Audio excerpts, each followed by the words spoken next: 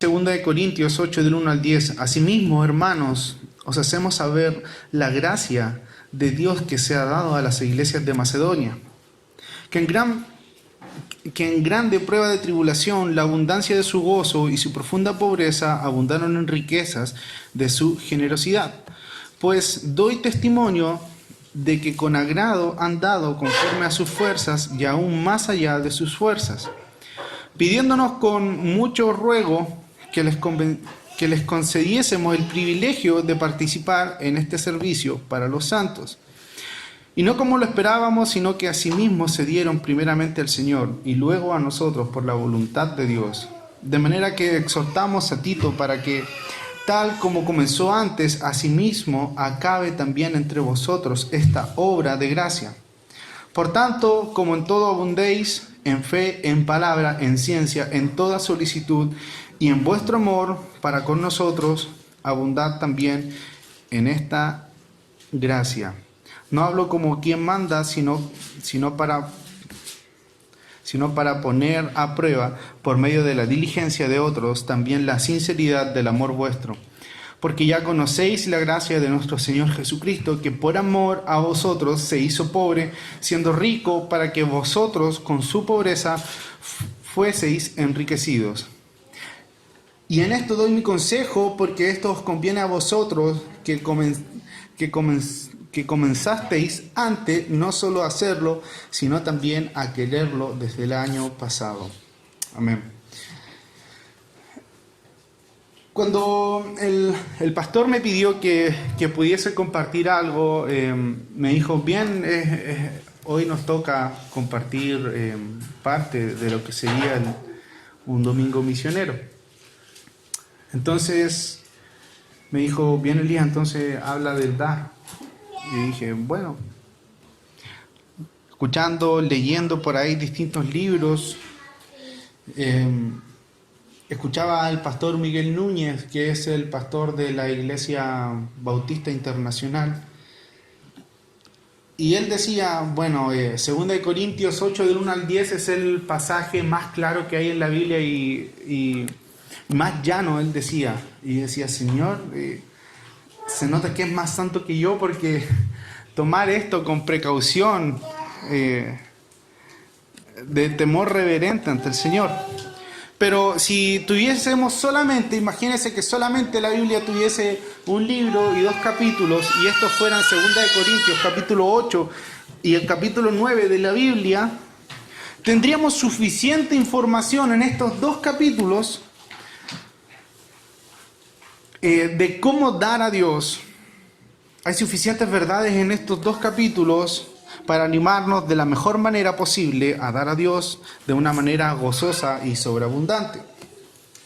Si usted leyera y estudiara lo que el apóstol Pablo está diciendo en estas cartas, se terminarían las discusiones en algunos casos si es que el diezmo es para hoy o no.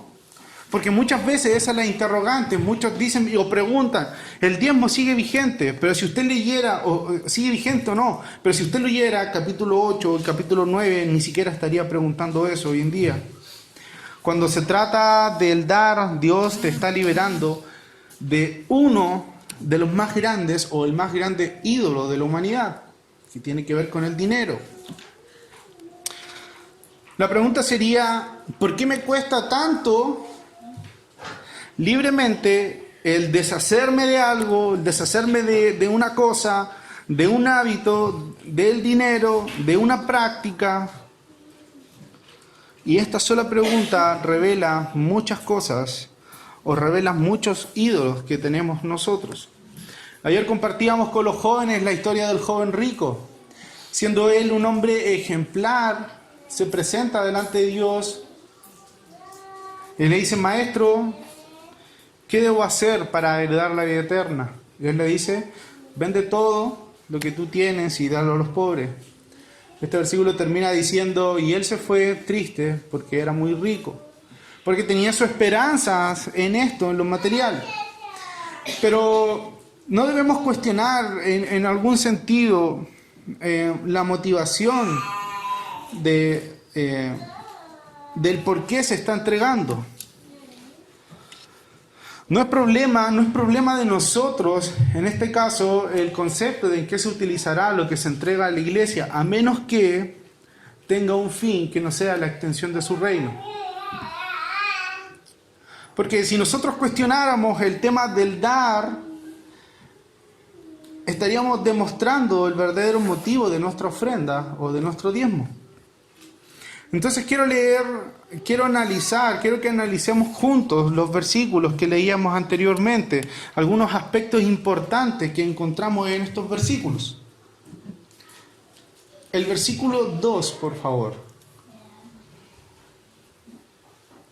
Versículo 2 dice que en grande prueba de tribulación la abundancia de su gozo y su profunda pobreza abundaron en riquezas de su generosidad.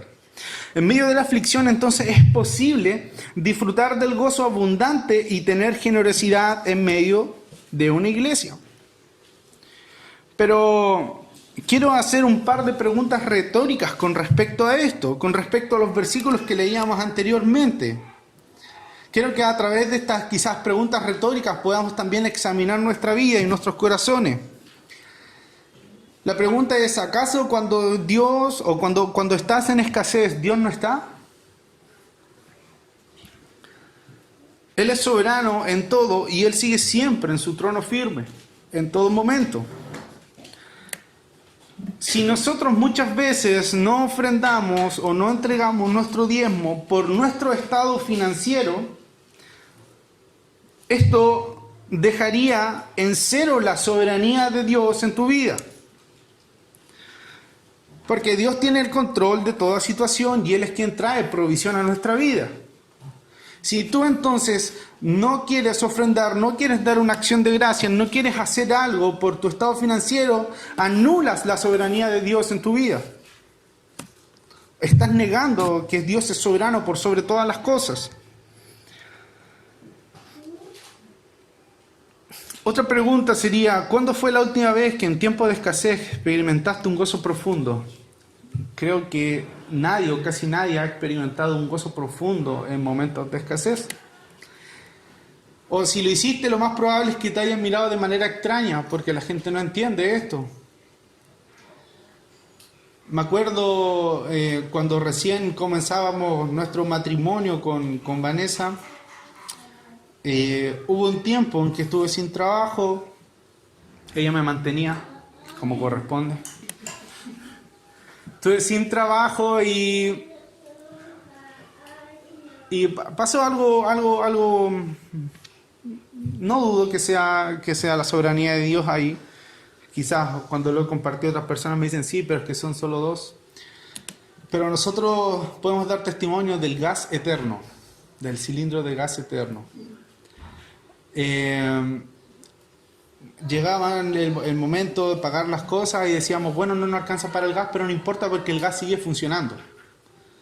Y no piense que somos cochinos porque nos bañamos todos los días. Y pasó un mes y dijimos, bien, un mes normal, porque eso es lo que dura en una casa. Pasaron 2 meses y ya nos empezamos a asustar. Muchas veces decíamos, ¿prenderá hoy día el gas? Pasaron 2 meses, 3 meses y yo estaba diciendo ya, o sea, algo raro tiene este gas porque no se está acabando. Y no voy a exagerar, pero no sé si fueron 3 meses y medio o 4 meses que ese gas no dejó de funcionar. Y el día que dejó de funcionar fue el día que yo había conseguido trabajo y me habían cancelado mi sueldo. Nosotros solamente eso lo entendimos por la soberanía de Dios con nosotros. Y yo digo, ¿pero por qué me dura el gas ahora esa cantidad? Ahora, ustedes saben que cuando ya estamos en familia, un gas ya un mes y estamos pidiendo que dure un poquito más. Pero muchas veces cuando hay tiempo de escasez es difícil experimentar un gozo profundo. Pero no quiere decir de que Dios no esté con nosotros en todo momento. Otra pregunta, ¿qué hace que una persona tenga un gozo profundo en medio de una aflicción? Y ese es el motivo que debería ser nuestras ofrendas, nuestras dádivas al Señor. El que tú ofrendes según el estado económico del mercado, habla de que este mismo es quien regula la soberanía de Dios. Ya sea, ya que es dependiente de cómo esté el mercado, el estado del valor que tú le quieres entregar a Dios. Y me voy a explicar. Muchas veces podemos decir, ¿sabes qué? O en mi corazón ni siquiera compartirlo, decir, no, hoy día voy a ofrendar menos cantidad, voy a restar del diezmo porque la situación país está caótica. No sé qué va a suceder el día de mañana. Pero si nosotros pensáramos y nosotros damos en torno a este estado económico del mercado, estaríamos hablando que este estado económico es quien también regula la soberanía de Dios. Y eso es contrario a lo que dice su palabra. Otra pregunta sería, ¿qué se requiere para dar abundantemente en medio de la escasez? Fe. Y es ahí cuando muchas veces nosotros fallamos. Me acuerdo un tiempo cuando una vez compartíamos con Abigail en los jóvenes y trajo una actividad muy buena que era como un gráfico de la fe, como semanal. Y que tú tenías que poner como un grado de fe por el día de semana. Y entre más alto era el valor en esa actividad, mayor fe todavía has tenido esos días. Y no había sido una semana buena, y claro, creo que eran del 1 al 10, no sé, pero imagínense, yo había puesto 3, 4, 5, menos 3, no, 0 por ahí. Y de repente veo el gráfico de Abby y eran puros valores altos. Y entonces Abigail en ese momento nos pregunta y dije, no, es que mira, es que ¿sabes qué? No ha sido una semana buena. Y Abigail me responde lo mismo, me dice, tampoco ha sido una semana buena para mí, pero en mayor aflicción, mayor es mi fe. Y ese es el gran problema de nosotros, porque muchas veces pensamos de que Dios nos ha abandonado en medio de los problemas, en medio de la dificultad. Yo sé que si le preguntaré a cada uno de ustedes, cada uno tendría un testimonio que dar con respecto a eso. Y solamente no voy a dar más ejemplos, pero solamente me acuerdo un día, veníamos de reunión de oración con mi esposa, íbamos casi llegando a la casa y dijimos, ya, tomemos tecito. Y dijimos, pero si no hay dinero, ¿qué vamos a hacer? Y de repente, son estas cosas que hace Dios, de repente así, vamos pasando por afuera el líder del regimiento Arica y ¡pum! ¡Oh, tenemos un cheque ahorro! Vamos a comprar tecito porque el día de mañana nos pagaban recién. Hasta en cosas mínimas Dios es quien suple la necesidad. Y con esto, por favor, quiero que entiendan que no estoy hablando del Evangelio de la Prosperidad, ya que este opera a través o habla de cuando tú le das a Dios, que es para activar una fuerza de reciprocidad, por medio de la cual esta fuerza obliga a Dios a devolverte con creces. Y de esto quienes hablan, Cach Luna, Guillermo Maldonado e incluso algunas iglesias locales.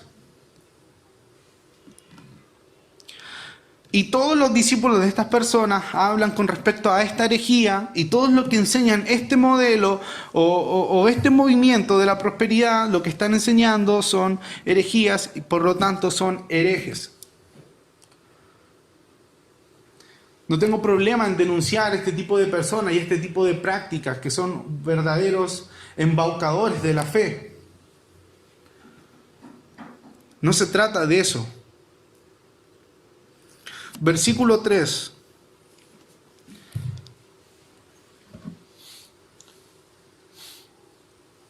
Dice, pues doy testimonio de que con agrado han dado conforme a sus fuerzas y aún más allá de sus fuerzas. El dar es dar con agrado. Y acá deberíamos nosotros entonces analizar nuestros gastos terrenales. ¿A qué me refiero? Quizás cuando muchas veces hay una librería cristiana, podemos encontrar quizás caro un libro de 6,000 pesos. Podemos encontrar caro un libro de 10,000 pesos. O incluso podemos encontrar cara una Biblia de estudio de 30,000 pesos. Pero muchas veces tenemos un plan de celular que vale 35,000 pesos. O incluso en un fin de semana nos gastamos la misma cantidad o incluso más. La mayoría de las personas le da al mundo lo que no es capaz de darle al reino de los cielos.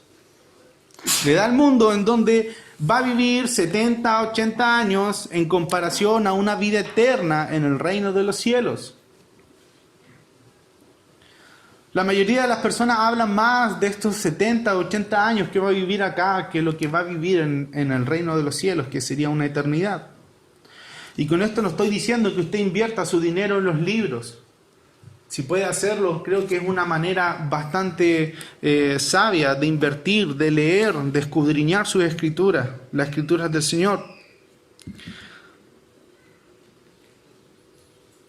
Deberíamos analizar en qué estamos nosotros invirtiendo o gastando nuestro dinero.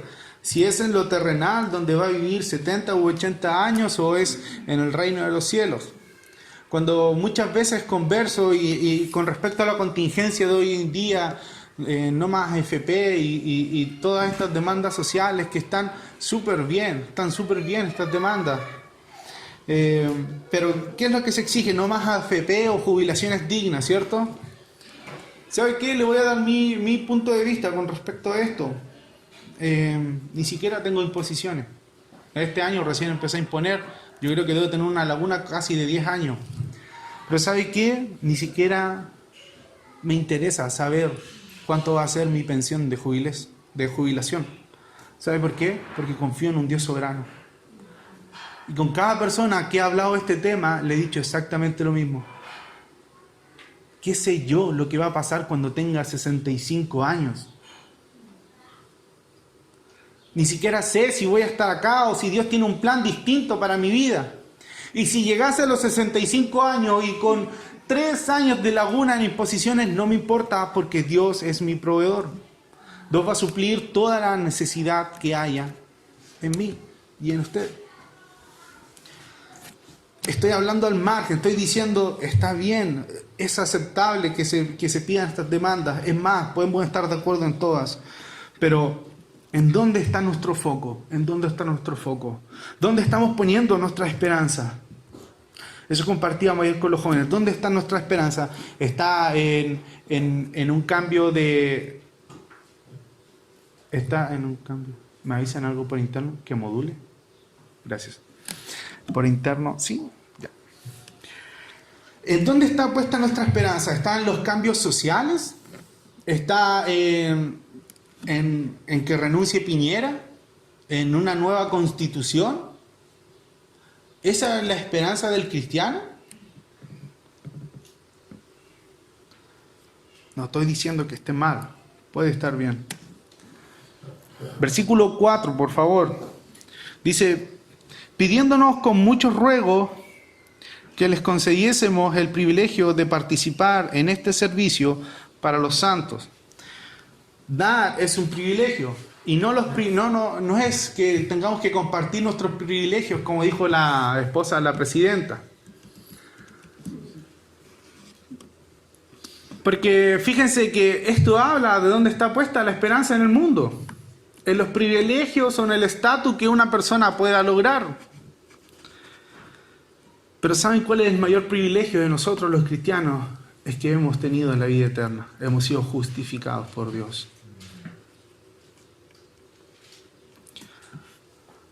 En esta parte,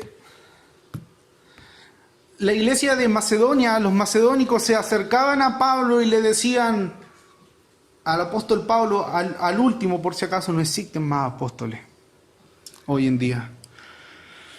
Se acercaban y le decían, pero permítenos compartir de este privilegio. Para ellos el dar era un privilegio, el bendecir a otra persona era un privilegio.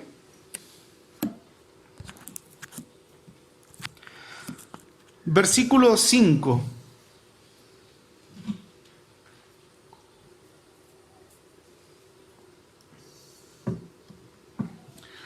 Dice así, y no como lo esperábamos, sino que asimismo se dieron primeramente al Señor y luego a nosotros por la voluntad de Dios. El dar significa darse primero a Dios. Para dar debo primeramente darme a Dios, y todo el que ha nacido de nuevo se ha dado a Dios. Estoy buscando primeramente el reino de Dios y su justicia, o yo he agregado el reino de Dios a mi vida. En una especie de, esto es mi vida, estas son mis cosas, y yo agrego a Dios en lo que me conviene o en lo que yo quiera. Siendo que esto no se trata de nosotros y se trata de Él. Somos nosotros inmersos en su historia. Somos nosotros los escogidos por gracia. Esto va a ser la diferencia a la hora de orar, a la hora de ofrendar, a la hora de entregarme a Dios. En mi tiempo, y como muchos o algunos de los que participaron en la conferencia que realizó la Iglesia de la Gracia, incluso el darse significa el glorificar a Dios en todo lugar y en todo lo que tú hagas y en todo lo que tú has sido llamados. Y esto llámese oficio, profesión o su lugar de trabajo. Debemos dar testimonio en todo momento, en todo lugar, de que somos verdaderos hijos de Dios. El versículo 7. Versículo 7 dice: por tanto, como en todo abundéis en fe, en palabra, en ciencia, en toda solicitud y en vuestro amor para con nosotros, abundad también en esta gracia. El dar es una gracia de Dios.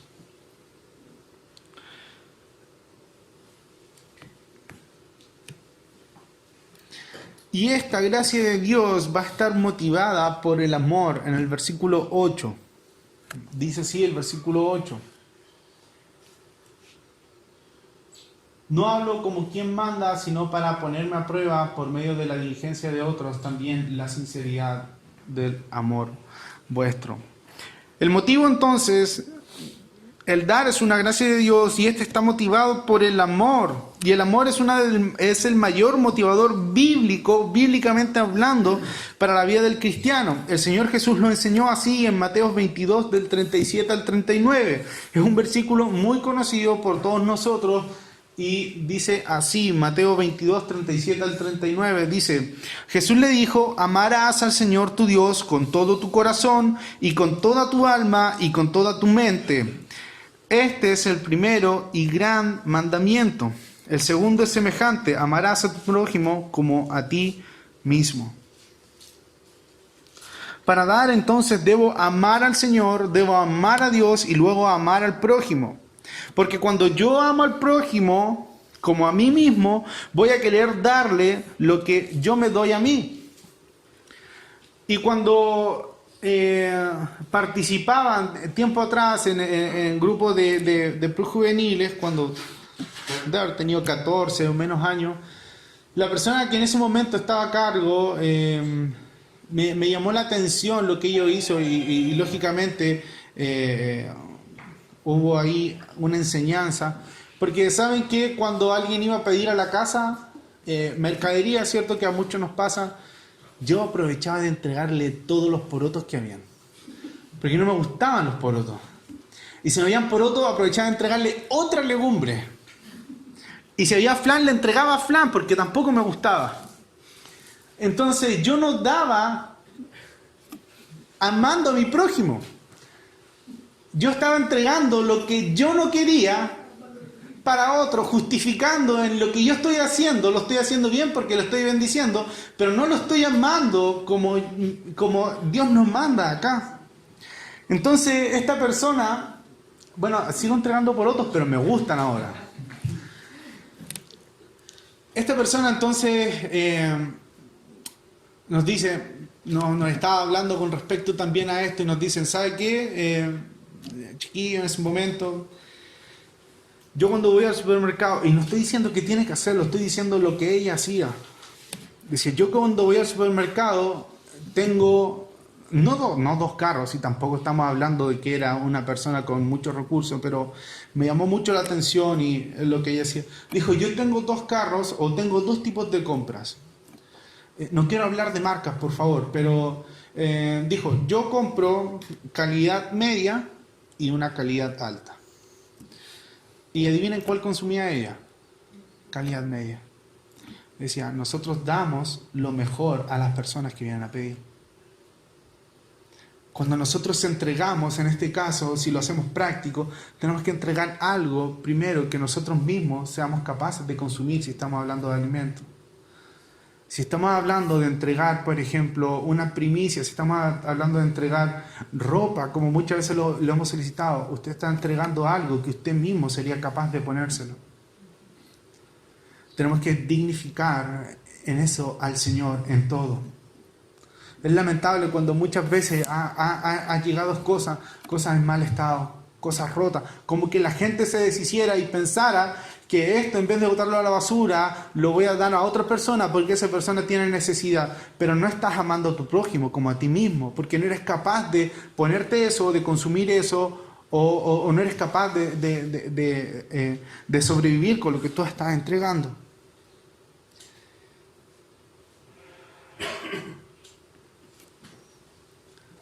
El versículo 10.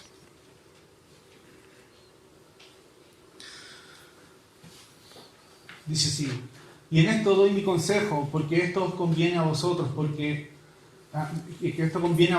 que comenzasteis antes no solo a hacerlo, sino también a quererlo desde el año pasado. Es necesario tener el deseo de dar. Es necesario tener el deseo de hacerlo. El dar no es un mandamiento, es una gracia, es una característica del creyente.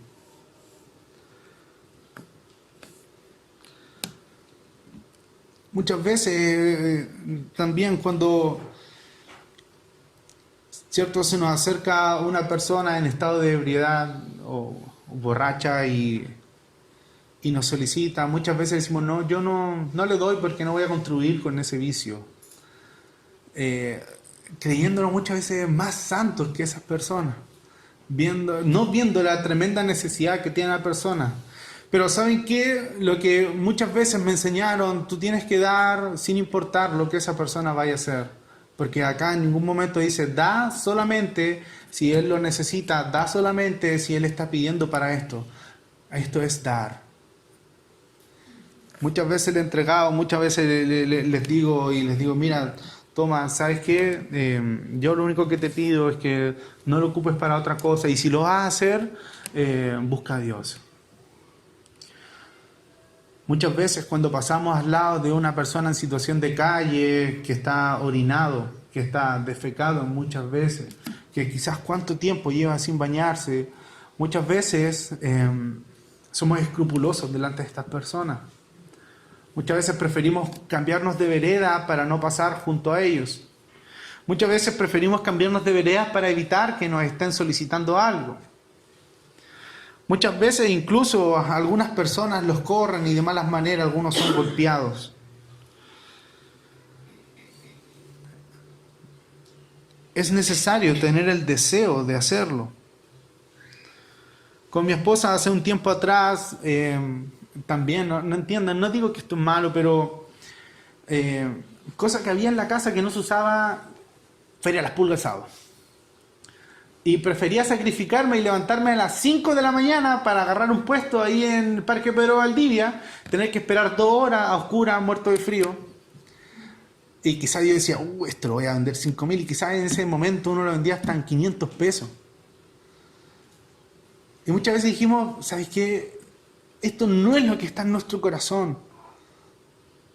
Si Dios nos bendice, ¿por qué no lo hacemos nosotros? Y desde un tiempo a esta parte hemos decidido no más de eso, no más AFP, no. Hemos decidido no vender ningún artículo que en nuestra casa no se esté utilizando, siempre y cuando tenga una utilidad todavía. Hemos preferido bendecir a hermanos, hemos preferido bendecir a vecinos con lo que ya no estamos utilizando, y lo digo, y que en cosas que estén en buen estado. No estoy diciendo, esta práctica está acá en la Biblia, ¿dónde está? No, estoy diciendo una práctica que nosotros como familia hemos tenido, y esa práctica se la hemos inculcado a nuestros hijos. Y muchas veces nosotros pensamos, no, es que los niños no entienden estas cosas. David de 3 años, muchas veces le decimos, hijo, esta ropa la vamos a entregar a otro amigo. Y muchas veces ya sobreabunda el amor, entonces empieza a sacar toda la ropa y empieza a decir, toda esta ropa es para el amigo. Pero muchas veces nosotros pensamos que los niños no entienden y ellos están viendo el actuar de nosotros como padres. Nosotros somos el reflejo de ellos. Y nosotros debemos ser reflejo del amor de Dios en todo.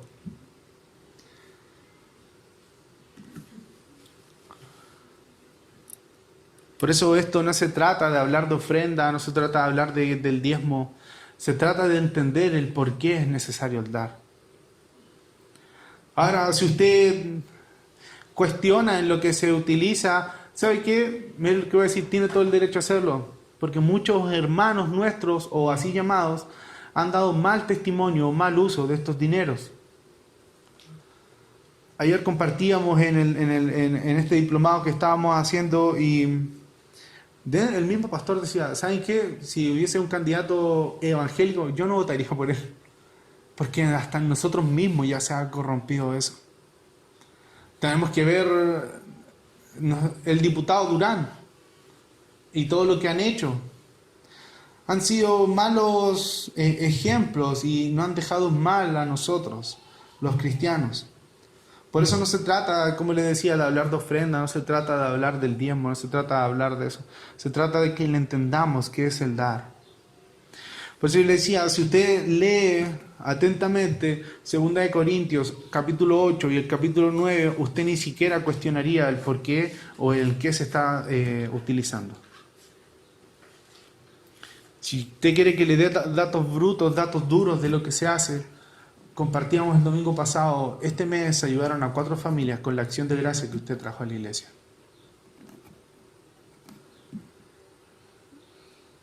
Lo que usted está viendo ahí atrás, esos parlantes, son gracias a las ofrendas. Esa mesa que está ahí es gracias a las ofrendas.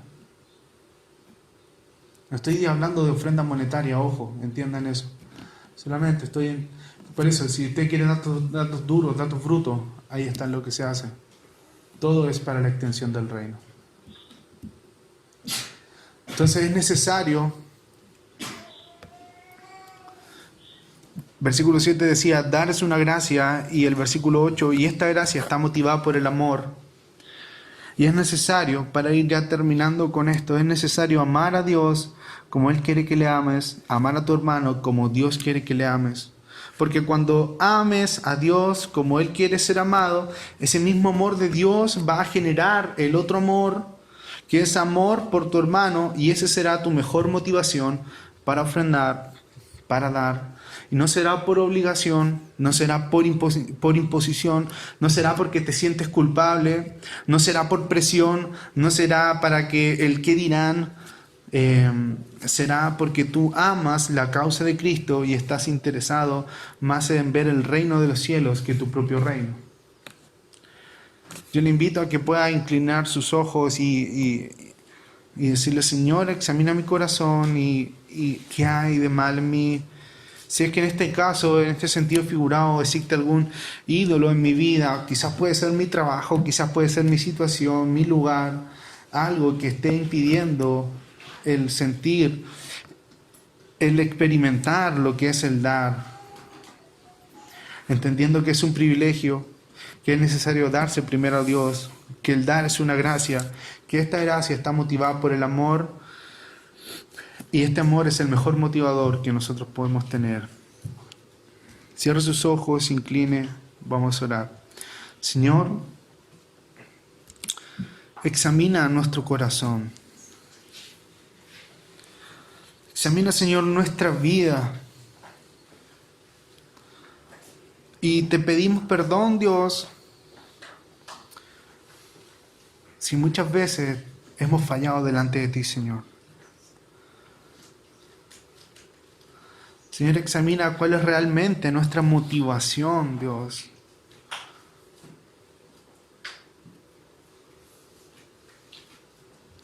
Señor, ayúdanos a entender. Ayúdanos a comprender tu palabra, Señor. Queremos servirte a ti, Señor, en todo. Queremos dar con agrado, Señor. Queremos darnos primeramente, Señor, a ti.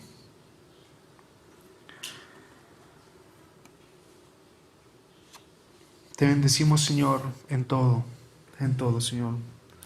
Toda gloria, toda honra sean para ti, Señor. En el nombre de Jesús. Amén.